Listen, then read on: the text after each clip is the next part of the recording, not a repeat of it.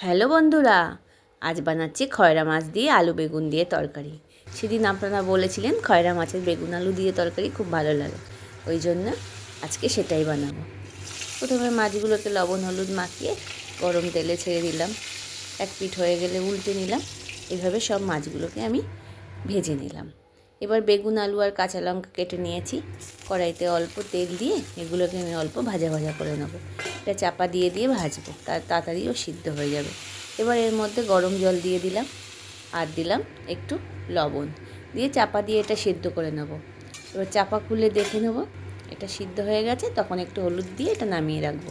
এবার কড়াইয়ের তেলে 5 ফোড়ন শুকনো লঙ্কা ফোড়ন দিলাম।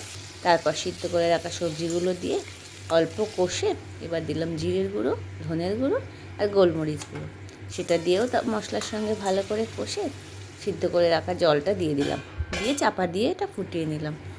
এবার চাপা খুলে মাছগুলোকে দিয়ে দিলাম। ব্যাস, একটু ফুটে গেলেই রেডি হয়ে গেল আমার বেগুন আলু দিয়ে খয়রা ইলিশ মাছের রেসিপি।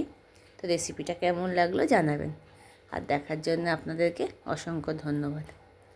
খুব সুন্দর হয়েছিল, কিন্তু আজ থেকে আমরাও এই বেগুন আলু খয়রা মাছের তরকারির ফ্যান হয়ে গেলাম। নমস্কার।